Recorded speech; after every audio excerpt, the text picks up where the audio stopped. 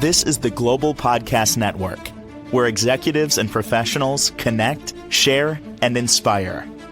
Stay tuned for the conversations that drive success.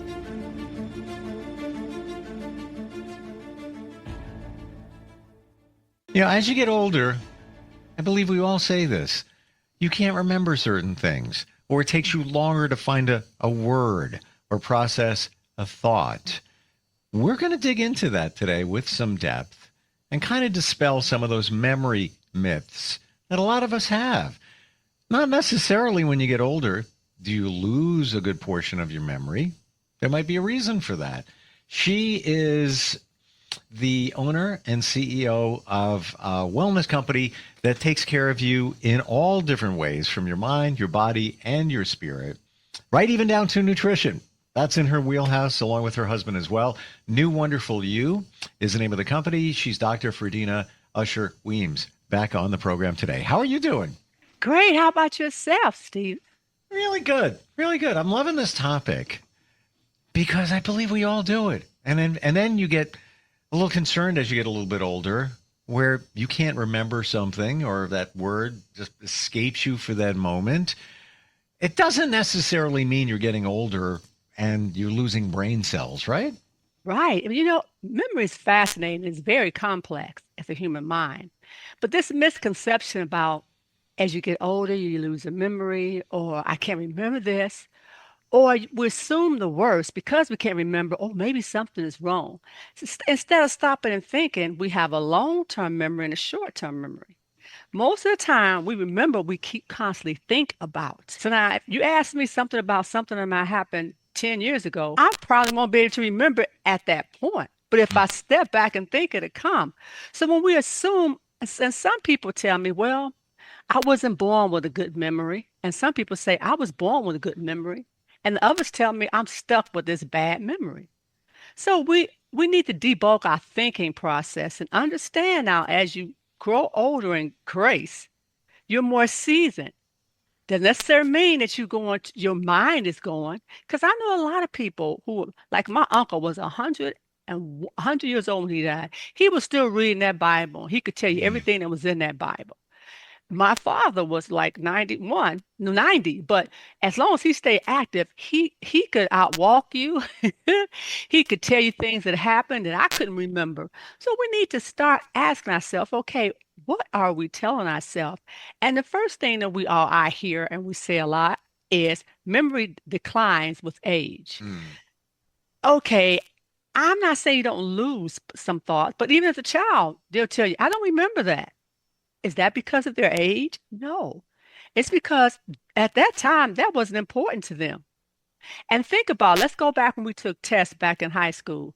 When we studied for that test, we passed it. But now, if you ask yourself, what was the test about? You just did that time to pass that test. But does that mean that your memory's gone? No. So some of our memory may go. I'm not saying it does. Just like as you grow older in grace, you lose some things that you used to could do because you don't do them anymore. Or maybe your body says, okay, we can't do that today. So when you think about memory, is it declining because of age or is it declining because of waste of space? Isn't it interesting, Ferdina, how some of us remember things and not? Example, my best friend, when we were in our 20s, we and another friend, the three of us, would go on a vacation every year. I remember every place we went, what year we went, what songs were popular, all of that. And he'll be in the car and I'll be joking around. All right, what year did we go to Bahamas? I don't know. All right, what about Club Med Martinique? What year you got? I don't know. Like, well, how do you not know? You were there. We did it together. It was a part of your childhood. He just doesn't remember. And then he says, too much partying, lost brain cells, joking around. Okay. But then go ahead. I don't know why I remember it. And he doesn't, but maybe it's the way my brain processes things and his does it differently. Doesn't mean, he's got less memory than I do. There are probably things I don't remember. It's because to you, memory is basically consists of holds our emotions, what we repeat all the time, and the purpose. You enjoy music. You enjoy that environment. You enjoyed it. So to you, you always remember that. Like we went to Lake Tahoe. My husband could tell me things we did. I don't remember because it wasn't, like that important to me. Hmm. So with him, now if you ask him something really that's tuned to his passion or tuned to what he remembers all the time because he repeated, he can probably tell you and you couldn't remember it. So a lot of time our memory, long term and short term is something we just pick up at that day. Just like for example, when we cramming for a test. After that, it's not in our long-term memory, it's gone. Okay. So what our emotion, how emotional we are about something, what we keep repeating over and over again, and the purpose of something stays in us. You enjoyed that. That was a good purpose for you because you enjoyed that. But maybe that was not that important to him. So we also say some people have more of a photogenic memory. Mm. They can recall things. It's like you could recall the images, the sounds, the objects. Well, that does not mean though that others cannot recall. Just remember that they recall what they see and is important to them. Mm. Mm. So, mhm, Yeah, but there are things he does remember once I bring it up. mhm. Like, we went to Club Med Martinique when we were 24, and there was a toga party. He remembers that because I guess That it was was. important to him. I mean, that's And something he enjoyed. side note, you go get a sheet from your room and you put it on, and you're doing the toga party like they did back in the day. It started raining and the sheets started shrinking, so it was kind of funny. Uh, and he's a big guy, so he remembered that. So that's, I guess, that stands Mhm. out for him for whatever reason. It was a goofy moment. Because memory is a reconstructive process. Hmm. It's something it's an excellent recall of things that it's important to you, Hmm. or something that you do daily, So something you love to do. Uh-huh. do you know, like, if we're remembering something, are we, and our brains are like amazing, massive computers, are we reconstructing that moment like in milliseconds when we have a memory? Is kind of What that's it's what's the going on? combination of reconstructed and the mind goes in and pull out what's already there and pulls it together. So as you continue to move forward, some things are going to get left out because it's not that important to you. You don't keep it. You don't keep recalling it. Memory is only going to keep up with what you keep recalling most of the time, what you keep repeating. And if you step back and think about it, it'll come back to you after a while when you think about it. But then you can say, "Oh, I remember." Okay, that means you didn't forget it. At that particular time, you couldn't recall it because it's a reconstructive process. So Hmm. your brain got to go through everything that's in your mind within pockets, short term, short term, and long term has to go through it and see where to get the information from. Gotcha. And a lot of times we push things back. We don't want to think about it. And then something someone says can trigger it and it comes right up. So what are some of the other myths about our memory that we should know about? Okay, that we can overcome being forgetful. Forgetful means that you're not smart. Forgetting is not stupidity. In fact, it's a part of how your brain stays smart. Forgetting in your brain is a way of clearing space to bring in new information. So if you don't use that information, it's going to get cleared out and not there. And we just because we forget something don't mean our mind is going. We are human beings.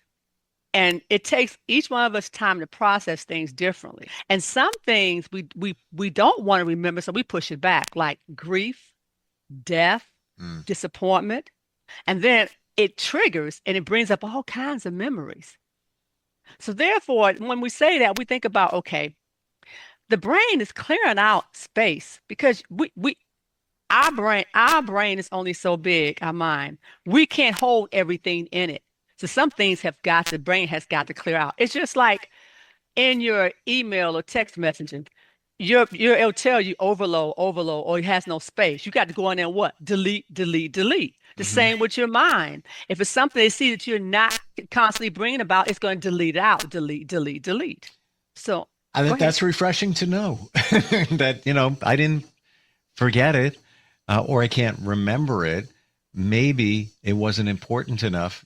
And I don't know how that's decided within our brains to hold How on you to it. relate to it, how you keep bringing it up, how you relate. Some things I cannot remember as a child. But now if when my sister something say something, I go, oh, just like what you said.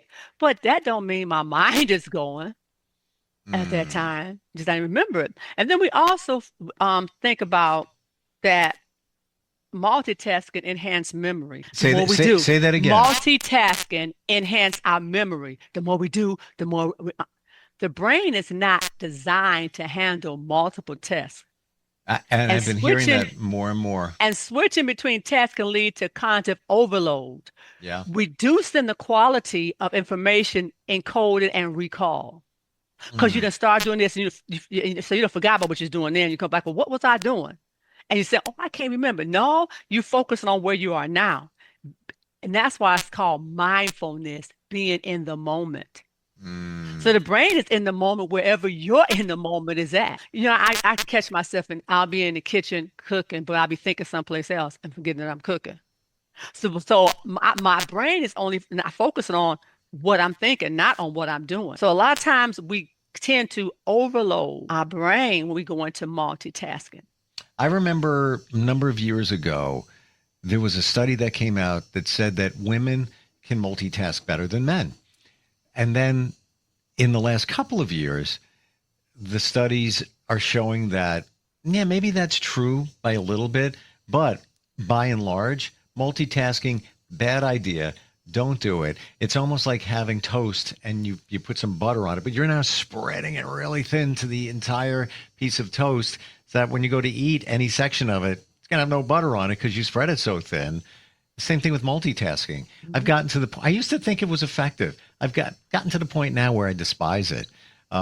It just, sometimes it's a little fun to have a couple of things popping at the same time. Yeah, kind of change it up. But in the end, all it does is put stress on you that you might not even realize, but you are stressing yourself out. Mhm. And then you've got technology is making human memory obsolete. Mm. Well, technology is not doing it, is that we're allowing technology to replace thinking on our own. Technology is good use, like to help you, like, okay, plan things, put my iPod, I gotta do this date, but it has to enhance your memory, but it's only outward. You still need to keep your mind going. And that's why I have every morning I do, it's called Brain HQ. It's a brain game. It takes you through different things about memory, eye coordinations and whatnot to keep me focused. Or some things you can do crossword puzzles. Mm. Mm. There's, or for example, I had to learn how to to get numbers straight, like 4 or 5, let's say 55, 68, 90, 55, 68, 9. So now, a lot of times they you go to, they take you through eye exam or memory, they throw these numbers at you and they ask you, what do you see? So I said 55, 48, 9. I start putting them into twos and putting them into threes, and I could remember the whole long number. But when I tried to just put it all together, I couldn't. So that's how your mind is. It dissects things into components. So when you think about technology, it's here to help us, not to control our thoughts and our mind. We still should be thinking our own thoughts before we start going into technology and using it. We shouldn't always run to Google's to find a solution. First, we need to think about and then go to solution. AI is pretty good, but we shouldn't always be going to AI to get information. We need to first make sure we understand information and before we use AI and start putting them into our documents, because sometimes that information is not as accurate as we need it. So when you think about this as you go on, okay, Alzheimer's, dementias, they tell you, well, anything empty, what allows anything to come in, right? So Mm. if you're not taking time out to keep your mind active, you're not taking time out to read, you're not taking time out to, play games or to think, then it is becoming vacant. And so how can you remember something that's not there? Isn't it so refreshing for Dina when you try something different, or maybe you read a book, and I'm guilty of not doing that. And I have a bunch of things I want to read and learn. Mhm. I got to dig into that. It becomes a habit. But when you start doing it, it feels good. Like you're using your mind. Like it's like a muscle. It's like I haven't used this in a while. I just do my day. And yes, you're using your mind, for your daily activities, jobs, and things like that. Let's be honest, a lot of it's on autopilot. When you start digging into something new, it's very refreshing, I find. Do you find that? And also it adds on to what you know. Mm. Yeah. Anytime it puts in, and so it's going to take it to a category. It's going to beam, alert, whatever you learn. Okay, let's see what else is in here so we can put it together. So I tell people, like, take some time out. Maybe, for example, your shopping list. We go shopping, we cannot remember what's on that list. We can't remember what we're supposed to get. Well, okay, imagine that you're in that grocery store. Oh, let's play an items game. All right, if you got to go shop for grocery, get in your mind or label it. Put the Mm. fruits in one, fruits, vegetables, dairy. And I bet you remember it then because you got them in the section instead of trying to throw them all together, potato chips, carrots, noodles, all on one list. Then you forget, "Oh, I forgot something." But if you have them categorized, then you would say, okay, what drinks I need? Oh, I need, okay, this is what I need. What fruits? Oh, this is what I need. And it'll help you to enhance your memory. That's when you use your iPhone, the technology, and enhance you because it'll help you. Do you find it might be a good idea to challenge yourself? Yeah, I go to the grocery store. A lot of times I look at my phone. And it's a lot of times the same list, and sometimes Hmm. I add a few things here and there, but a lot of us buy the same stuff. Hmm. I think it might be empowering to not do that and try to remember it. And maybe as you're almost going to go to the checkout, then bring up the phone because That would be you don't want good. you don't want to Yes. leave the store and say, "Oh, Uh-huh. I forgot to get That's good. Right. cream cheese or Same, whatever it is." that's a good one because that enhances your short-term memory when you think about the shopping list because you don't, this is not something you'll keep in your mind all the time. It's just temporary for the time. Sure. Also improves your attention to details. Yes. So that's one. And then two, like example, if you have to remember numbers, seven, like I said, the seven numbers, 58, let's say 58, 44, let's say six numbers. 58, no, seven, because I know 58, 44, 62, 1. How can you do that? I can break it off. 58, 64, 62, 1. Or I can say 584, 621. You know what I'm saying? Put them together. Then you remember it instead of trying to say, okay, what's that number? Going over and over your head. Because once you get in your head and you think about something else, it's gone again. So if you stop putting, if you I'm stop trying to putting things remember in component, I'm trying to remember the numbers you just said just for the heck of it, and I had it, and then I lost it. so if you focus on how the numbers work for me, put them in pairs, even works for me, and I can bring them back together. But when I try to remember something, reading off, and then come read, I forgot it. I can't do it. So if you need to focus on, focus on that and just the simple things. Because the simple things help your short term, which can eventually go over to your long term things you need to keep that need to be aware of. So yes, In, memory. Go ahead. in a time we have left, any other myths that we should be mindful of? We should be what? Let me see. Okay, brains are built. Our brain cannot develop. As you continue to learn, you continue to grow. Your brain continues to grow and expand. Hmm. Because the more knowledge and wisdom you put in, the more you can enhance. So we keep saying when you get a certain age, a certain time, I can't. I'm too old to learn anymore. No, you're never too old. You're just like a plant. If you say the plant is going to get old, then why do you keep watering it? I have plants here that's grown up this big in my house. I've had since about 20 years. So then, if they can grow, why can't your brain continue to process more data? I never thought of it that way. Our brains were always growing. Like it's not like, okay, you've been given this brain and like memory in your computer. We're giving you 16 gig of memory, and that's all it's going to be. And well, that is the way it is in your computer. That's a definite number of memory in your computer. You got 16 gig. But you also know you can still get more if you take out some. Yeah. Yep. So 16 gigs is good enough if you don't overload, take some of that out that have not been using for years. Look how we keep our emails all the way back to 2019. No, we're not even using that. Same thing with your brain. Use it. Yeah. Well, it's a cliche. Maybe not. Use it or lose it. And I think that applies to everything, even Yes. your muscles. What is your brain? Uh-huh. Sure does. The muscle. Brain is a muscle, huh? Yeah. Yeah. My takeaway here today is challenge ourselves. Even when Yes. you were giving those numbers for Dina, 58, 64, the one, I was like, I want to remember it. I want to remember it. I was seeing pictures of the numbers in my brain because I don't know if you were going to ask me if I remembered it, but I still wanted to do it anyway, just to test myself. And I got a few of them, but it's a challenge sometimes. But you know what? If I was used to remembering those types of things, Exactly. it would have been easy.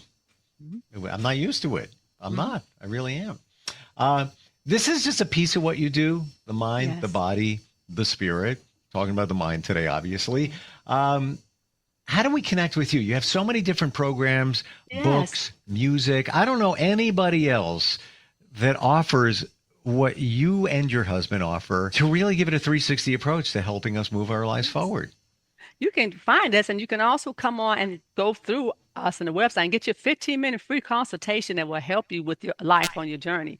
You can find us at New Wonderful You, NUWONDERFULULLC.com. Or you can contact me, Fredina, FREDINA, at NU Wonderful, WONDERFULLC.com. Or if you want to call and talk, you like to talk on the phone, you can reach us at 1-216-254-85. Look forward to hearing from you all. Wonderful talking with you today. I got work to do, as we all do, with our minds. Use it. Find new ways to challenge yourself. On the back end, as you get older, you'll appreciate it. Thank you so much for today. I really appreciate it. You're welcome. This is the Global Podcast Network, where executives and professionals connect, share, and inspire. Stay tuned for the New Wonderful You. We're here for you. We are